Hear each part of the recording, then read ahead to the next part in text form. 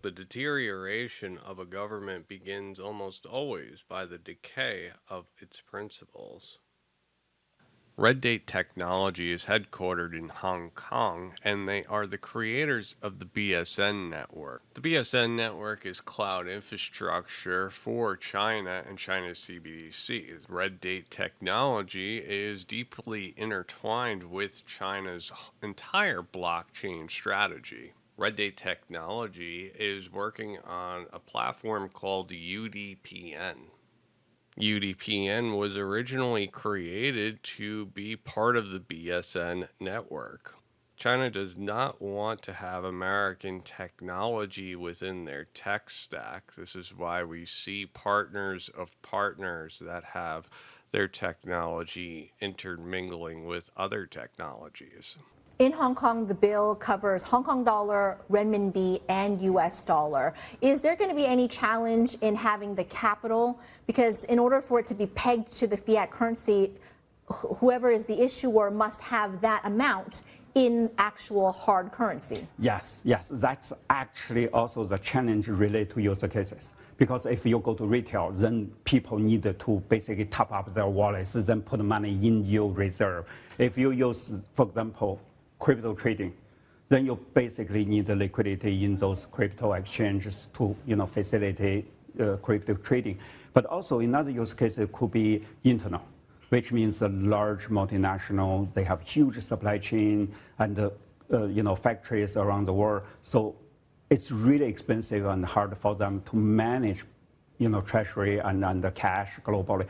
So if also another use case is the stablecoin used for internal use to manage the supply chain, manage the treasury, within the ecosystem. So I personally, I think this one probably make more sense in the beginning. Yeah.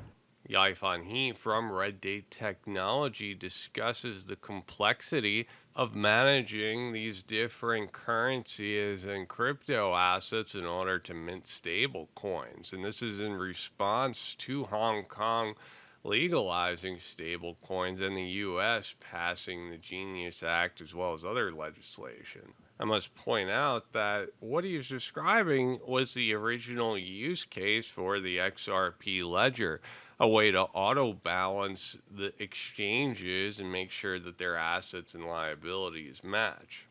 Large multinationals need to have bank accounts in every jurisdiction that they're doing business in, and this can add quite a bit of friction, which translates into higher prices. Hong Kong is technically part of China, however, some will make arguments otherwise. Hong Kong is a financial hub. It's one of the largest financial hubs like London or New York. One of their specialties is RMB financing. Also, their Hong Kong dollar is pegged to US dollars. Before we continue the show, I'd like to take a moment to thank NordVPN. NordVPN is a service that protects your privacy.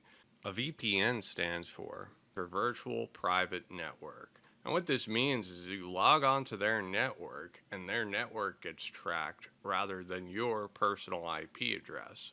When you use NordVPN, your browsing data stays safe from invaders like advertisers, unauthorized nefarious actors, keeping your online activity safe from prying eyes. But they're also focused on security. It's not just privacy. The NordVPN suite comes with Threat Protection Pro that's making sure that you don't download malware or spyware, a MeshNet, which is a peer-to-peer service to allow you to share files with friends and family, a dark web monitor that is constantly looking at the dark web to make sure that your information wasn't leaked, dedicated servers in every country so you can avoid geo-locked content. So check them out at nordvpn.com/Darren. And when you use my link and you sign up to the annual plan, you'll get 4 extra months for free. And there's a money-back guarantee. I think that these two together, the Hong Kong stablecoin and the ECNY, will help facilitate cross-border trade. Actually, I don't think so. Because once they involve cross-border with mainland, it's really, really tricky and really, really complicated. ECNY won't be circulating outside China. because it's issued by Chinese commercial bank. They don't even have a license outside China. And also the Hong Kong issued stablecoin won't be able circulating inside China, so there's no way they can do that.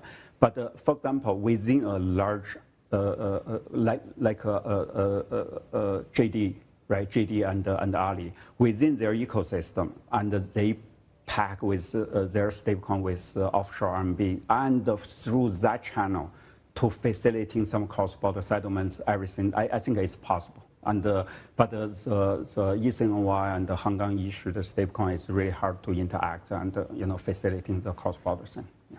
The People's Bank of China Governor Pan Gongsheng said in June that stablecoins could revolutionize international finance, particularly as rising geopolitical tensions highlight the fragility of traditional payment systems, which he warned can be politicized and used as a sanction tool.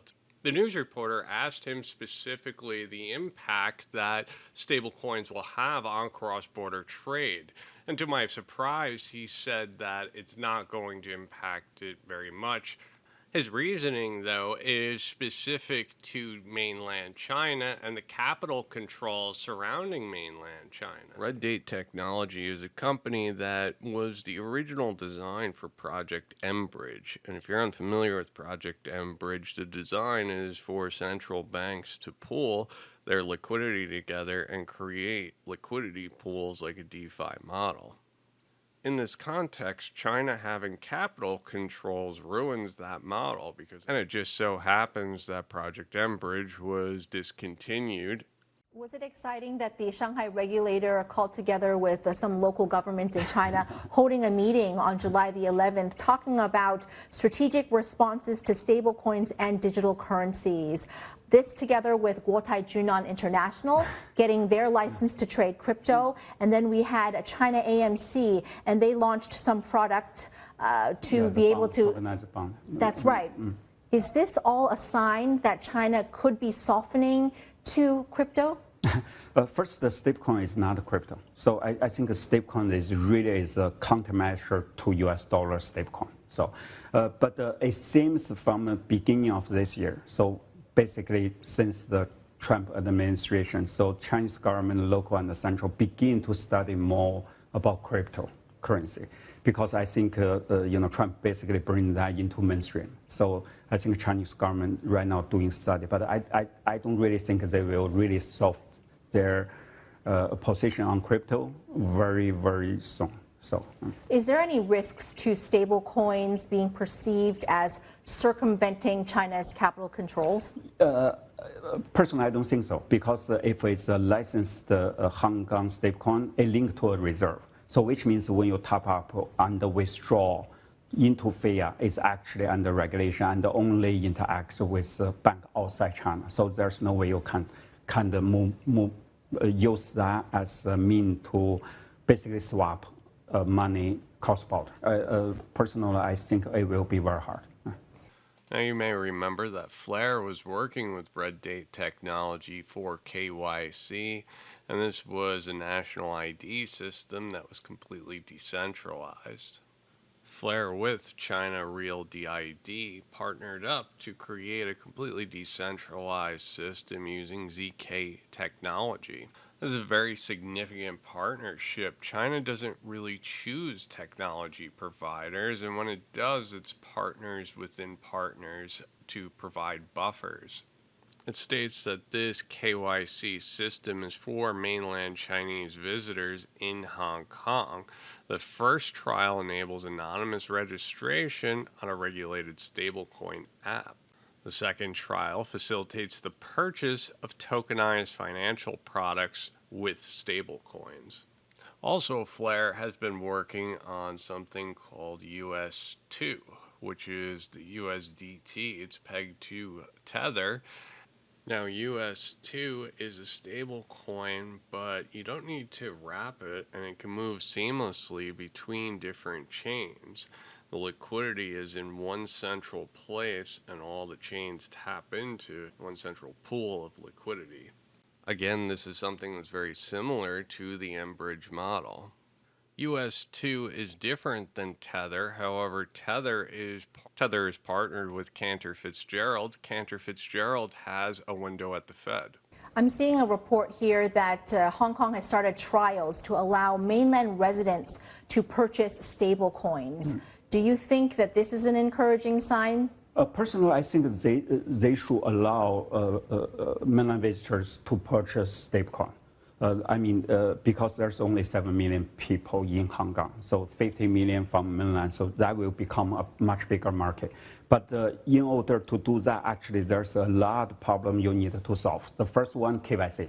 How you KYC mainland visitor? We actually working with a telco in Hong Kong to try to set up a solution to help stablecoin issuers to KYC very easily, very cheaply, to KYC Hong Kong citizens and also mainland visitors. So he's describing exactly the partnership that Flare announced earlier about KYC with mainland citizens of China, but also Hong Kong citizens are now getting the green light that they're able to utilize stable coins. And it looks like part of the earlier announcement involves citizens utilizing stable coins to purchase financial assets. This is very significant considering that Hong Kong is a financial hub, and if they're using decentralized IDs with Flare technology, I don't see them recreating the identity stack over and over again. It's likely going to use Flare identity for every identity. But let's take it on its face value. We're talking about the second largest economy in the world, and Hong Kong being a financial hub. If it's just Hong Kong and China, we're talking about vast sums of wealth. Not to mention that Hong Kong does the financing for RMB transactions, China's currency. How are you involved in the stablecoin bill? We actually are a technology provider. So actually 4 years ago, we began to build what we call is a token-based core banking system. So because we picture in 10 years, every single bank will have a token operation. So that's why we be. So that system right now can be, help the issuers to set up a stablecoin operation very easily. So that's why we basically stablecoin technology supplier in Hong Kong. So we actually help a lot potential issuers setting up their system and operation right now. UDPN, the Universal Digital Payments Network, when you search their white paper, this is their most recent white paper, you can see decentralized identity is spoken about quite a bit. And one of the first things that stick out to me is that you'll be able to create a unique UDPN decentralized ID linked with existing accounts and wallets on CBDC and stablecoin systems. Now, when I think about mainland China's technology, they don't allow Westerners to alter their technology stack or to inject any code into the technology stack. You'll often see partners of partners dealing with China. Flare is different because they don't need to integrate. They can simply look at data and then provide a data feed onto the Flare network. Soon to see stable coins trading. In terms of the infrastructure, how prepared is Hong Kong? Actually, we are helping Hong Kong to do that. So we basically will set up a big stablecoin issuance platform. So any small, medium company come here, click buttons, they can issue their own stablecoin under regulation. Also, we set up the KYC thing, because without KYC, you cannot regulate stablecoin. Another one is we also set up, which is pretty complicated. We want to link all the stablecoin issued in Hong Kong with global stablecoin together. So which means you can swap between them and you can basically pay each other across different stablecoins. So I think with those three set up, it will form the infrastructure. And we really believe Hong Kong can become the capital of stablecoin. The other piece of information is Deutsche Bank, SC Ventures, and Standard Chartered, SC Ventures by Standard Chartered, complete the first digital currency transfer. And it talks about two major international financial institutions using PN for executing real-time on-chain transfers and swap test transactions between USDC and yours stablecoin on the UDPN network. Young He wants Hong Kong as a capital in stablecoins. Now think about the earlier context that I gave, that there are no stablecoins for mainland China's currency, which is the RMB. There is a vast amount of wealth in China, and especially considering all of the manufacturing China does. This is at the heart of the trade wars, is that China is getting too large. There are use cases that came out of DeFi that have use, but are being overlooked. And one of these use cases is synthetic stablecoin. A stablecoin is backed by something. A synthetic stablecoin is a token pegged to something stable. This would be ideal for the RMB that has capital controls. Imagine a well-regulated institution guaranteeing that the RMB will always have its value. This could revolutionize trade financing, and much more. And what about once the stablecoins are issued, how does an individual hold it? Where do they keep it? First, there will be the wallets. So, and the most important is who holds the private keys. So there will be a lot of tools on people's phone to help them to manage the private key. It's not only for the stablecoin wallet, also crypto wallets, digital asset wallets, and also identity wallets for that. So the management tool of private key will become a very popular daily app for everyone in next 3 to 5 years. His response is telling, because he goes into great detail that all financial applications are going to accept standardized identity. And in the context of Flare, you're talking about a system that is going to require a ton of data. And let's say you have 20 financial applications. Well, with Flare, you would be able to get the data off of each one of those applications to make a super app like WeChat. But also, if you think about US2, the stable coin, this is a stable coin that has all of its liquidity on one token. This is groundbreaking, honestly. This is something that DeFi needed, yet it didn't exist. But think about bonds, equities, real estate. Does it make any sense that Alibaba is a equity that is wrapped in the Cayman Islands and then listed on the New York Stock Exchange?